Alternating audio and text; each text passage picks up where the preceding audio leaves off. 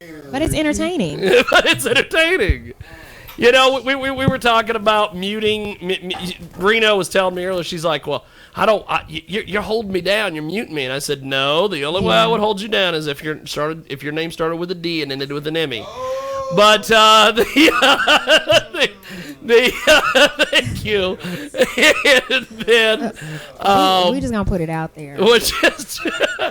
And then we were talking about, you know, I was giving props to DJ B-Ray and 40 and yourself for no problems last night. And at the end of the night, you got everybody out of the parking lot. And I'm like, that stuff don't happen in Salina, Kansas with Cash Hollister. I got to give Cash another reason to hate me. But, which I don't think it's Cash's problem. It's the fact that Cash, he puts these shows on because he wants to do hip-hop shows. Because he's a hip-hop guy at heart. But it's this crowd that shows up. These miscreants and these and this hoi polloi. Cash is my guy. That's my guy. He just has to make a choice because he's stuck between well, see, this is the thing. Hip-hop guy. So when you blend both of those crowds together, it kind of gets a little. He's a Christian rapper, but he really wants to hang out with the hard guys. So it just doesn't mix. Like, and so, you know, it's kind of like artist that's ever been in Kansas ever. Yeah. Hands down. He's probably one of the top 5 best by far, but he just got to make that choice. He's got to make this choice of, am I going to hang out with the gangsters? Yeah. Or am I going to hang out in the churches? Like that Gorilla track, that shit had 37 remixes done to it. Like, that ain't no Christian song. Like, make a choice. Like, so that's. He's hard. He just got to make a choice. He's got to make the choice. You know, we used to do those cypher shows, and he'd bring up he'd mix in all these gangsters, and then later on he's like, I got to go to a church and perform later. I'm like, dude, you got to pick. You got to pick, brother. You got to pick. You know, that's like he did this deal at the River Festival this year, which was amazing. He did his spoken word poetry thing at the River Festival. Absolutely amazing. They had rappers, they had poets. It was great.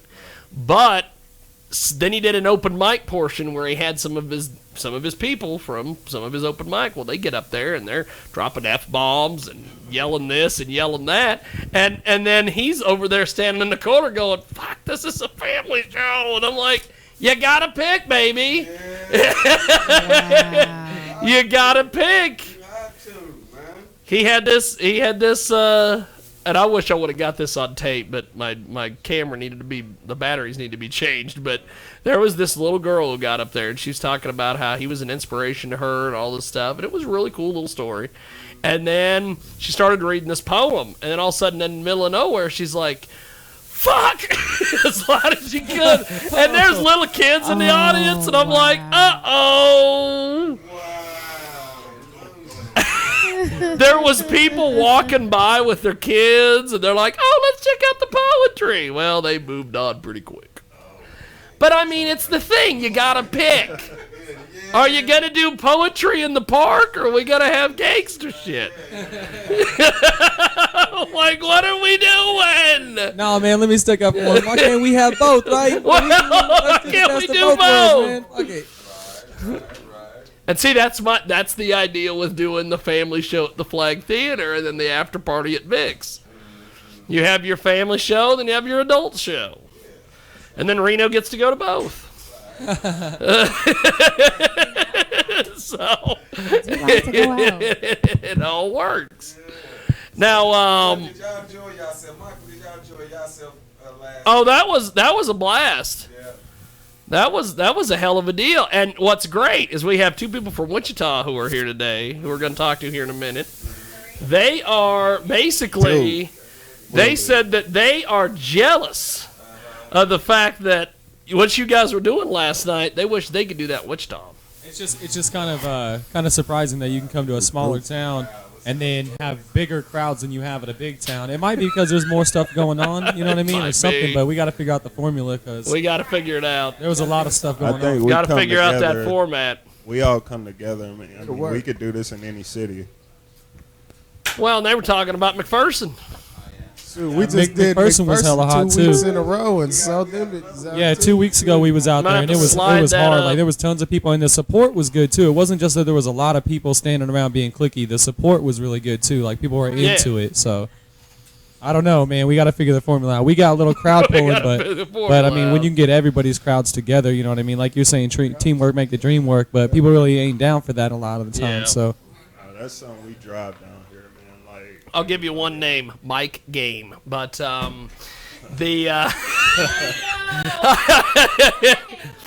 he hates me right now because he ran away from Josh from J Wheels and Keyboy. Yeah, he was afraid. He was.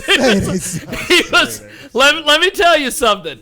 We had a roast we were going to do for me, the second Jiggy Jag roast, which 40 was at. I was there. And we have our poster of our first roast up there on the wall where James Davis no-showed.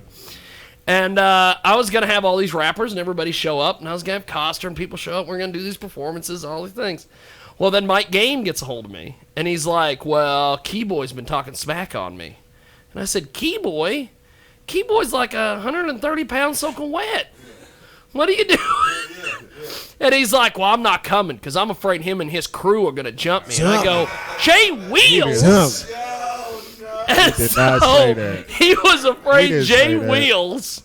He was afraid Jay Wheels and Keyboy were going to jump him. Sure was. I remember that like yesterday. Fuck yeah. And Mike, I was with Jiggy when he was talking to him.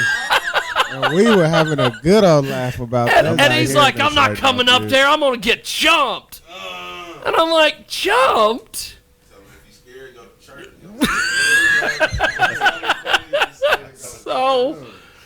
So yeah, that's that. But let's do this. Coster, we got the crew here. Yeah. I know they're going to be asking you all sorts of questions about your career and everything. We're going to start with you. And then we're going to get, what'd you call him earlier? The king of bars? Yeah. We'll get the king of bars in here. That boy Thang, man. Yeah, man. I mean, that's what it is. Me and Thane and I are from Mixmaster Entertainment and shit, so we're ready to shoot some questions. I know 40 was out here last time with the album and stuff. I still got the album. We dropped a new video. I don't know if you saw the video, 40, but it's hella dope, too. Yeah. So, yeah, I'm excited for some shit going down. We've been doing a lot lately, so. Now, the video, super dope. Now, we're going to play one of your songs here in a few, but Reno, I'm going to let you start everything. What do you have for Coster? I'll just throw you on the spot.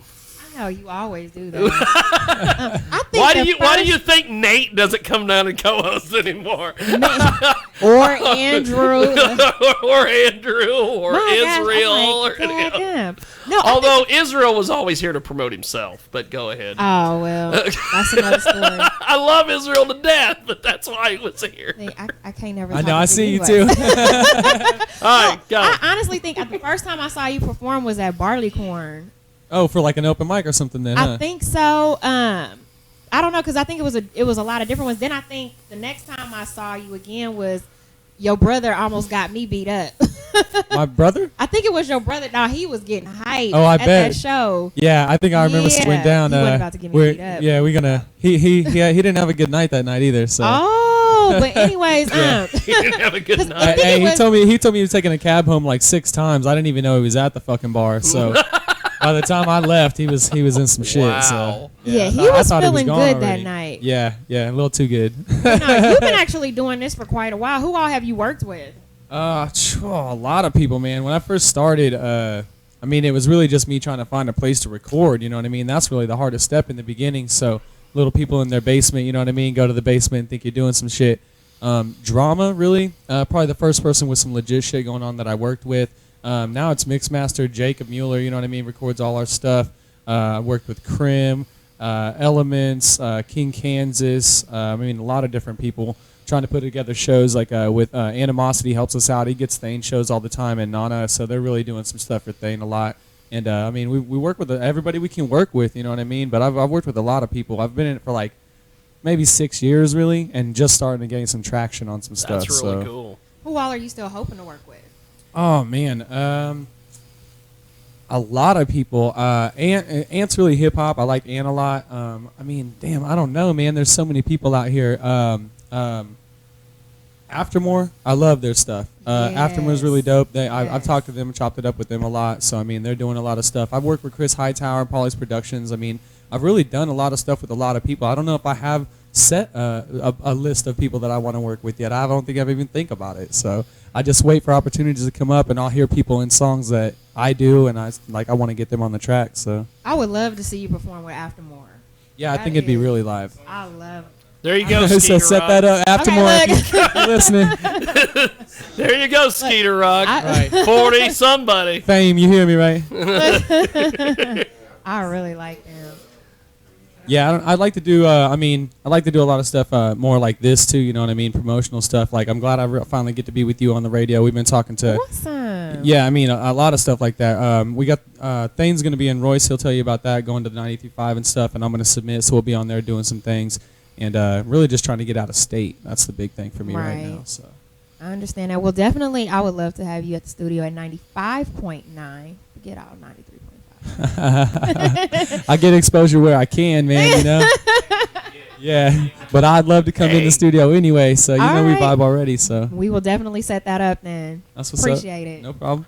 So tell me about Mama Said. We're gonna play that here in a few moments. Mama Said it's the third track on the album. It's my personal favorite on the album. It's just got a lot of witty bars, punchlines. It's over a real hip hop like riding beat. DJ Loco actually did the beat, which I did not find out until after I did the album. And DJ Loco is one of my homies. Like, he's done a lot for us. Yeah, oh yeah, shout out to Loco. He's done a lot for us. So DJ Loco on the beat, and I mean, it's just a real good riding song, good hook. Probably my favorite song on the album. Here we go. It's Mama Said. And when we come back, we will let DJ B-Ray, as I've said, DJ B-Ray, that's his government name now. He got it legally changed. He is like Bubba the Love Sponge. He is only he's not slaughtering pigs in the parking lot like Bubba did, or boars. I don't know what it was, but it was something you turn into bacon. That you know. So here we go. It's Mama Said on the world famous Jiggy Jaguar radio program.